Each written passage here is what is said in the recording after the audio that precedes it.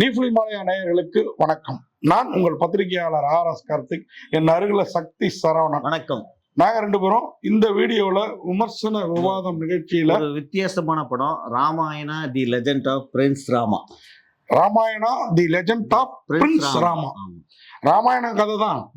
ராமாயண கதை எத்தனை ரூபம் பார்த்தாலும் எந்த ரூபத்துல பார்த்தாலும் அடுக்காது. இப்போ சன் டிவில ஓடிட்டு இருக்கு இல்லையா? இது வந்து animated cartoon come animated film. இது உண்மையா வித்தியாசமா பண்ணிருக்காங்க. இப்போ பை லாங்குவேஜ் எல்லா லாங்குவேஜ் பேன் இந்தியா ராமாயணா. அது பேன் இந்தியா ராமாயணம். அது ஓகேங்களா? வேற லெவல்ல இருக்குது உண்மையாவே. இப்ப பொதுவா வந்து ராமர் ஏன் காட்டுக்கு போனாரு, சீதையை போனாரு, கடத்திட்டு வந்தாங்க ராவணன், இதுல இதேதானா வேற ஏதாவது வித்தியாசம்? இதேதான். இத வேற சில விஷயங்கள் நம்ம மறந்துருப்போம். ஜடாயு இந்த கதையெல்லாம் கொஞ்சம் கொஞ்சம் மறந்துருக்கும். ஐவரோட சேர்ந்து அண்ணன் தம்பியானோ, நால்வரோட போட்டு ஓட்டுறவன் அதெல்லாம் இருக்குல்ல, இதுல போட்டு ஓட்டுறவன் காணும். கிளைமாக்ஸ் பாத்தீங்கன்னா முடிக்கிறப்போ ராமனோட திரும்பி வந்த சீதை ராம நாடால போனாரு, சீதை தீ குளிச்சுட்டான்னு நமக்கு எல்லாம் ஹிஸ்டரி சொல்லப்படுறோம். இதுல சில வருடங்கள் வாழ்ந்து மறைந்தார்கள் முடிக்கிறாங்க.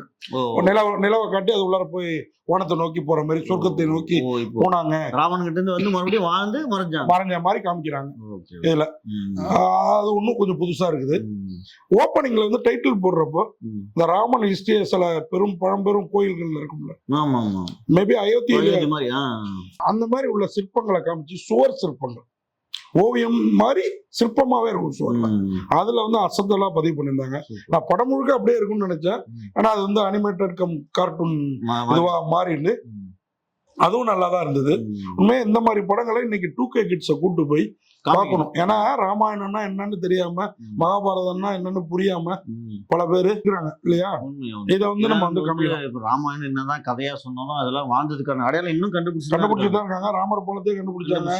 அந்த மதக்கிற கல்லு, அதுல அணில் உதவுறது, அனுமர் உதவுறது, ஆஞ்சநேயர்கள் உதவுறதுலாம் இன்னைக்கு வரையும் அந்த கல் எடுத்து போனா தண்ணியில மிதக்கிற பேஸ்புக்ல பார்த்தேன். அந்த கல்லு தண்ணியில போட்டா மிதக்கிற இருக்கு. ஆமா, வாலி சுக்கிரவன் அந்த கதை, ஜடாயு கதை, சீதை, லட்சுமணன் வந்து அடிபட்டு கிடந்ததெல்லாம் நம்ம ராமாயணத்துல பெருசா படிக்க முடியாது. அதுக்காக தான் மலையை போய் பேத்துட்டு வர்றாரு ஆஞ்சநேயர். அனுமன் சஞ்சீவி மலைன்னு சொல்லுவாங்கல்ல, அது இமயமலை கிட்டதான் போய் பேத்துட்டு எடுத்துட்டு வர்றாரு. செடியை கொஞ்சம் பிடிங்கி பார்ப்பாரு. ஆனா அழகா தத்ரூபமா சித்தரிச்சிருந்தாங்க.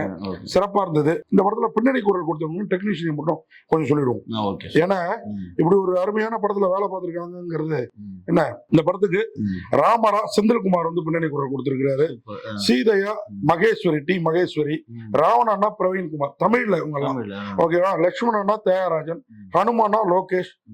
இந்த படத்தை வந்து நரேட் பண்ணிருக்கிறது கதையா ரவுரி ஹரிதா இவங்கதான். இந்த படத்தை Kick Pictures Private Limited, AA films, Excel Entertainment இவங்கெல்லாம் சேர்ந்து வெளியிட்டு இருக்காங்க.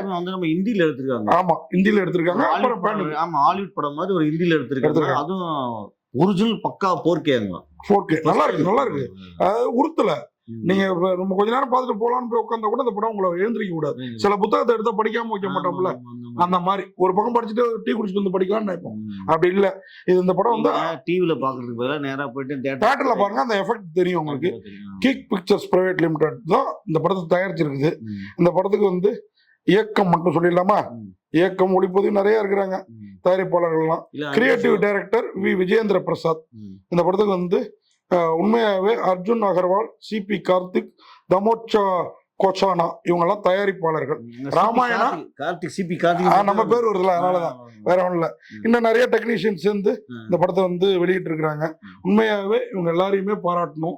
இந்த காலத்துல ராமாயணத்தை நம்பி எடுத்து புரிய வைக்கணும், கடவுள் பக்தி வர வைக்கணும்னா ஒரு பெரிய விஷயம் தான். Ramayana the legend of prince Rama. Prince ராமாவை கண்டிப்பா யாருமே வேணாம்னு சொல்ல மாட்டாங்க.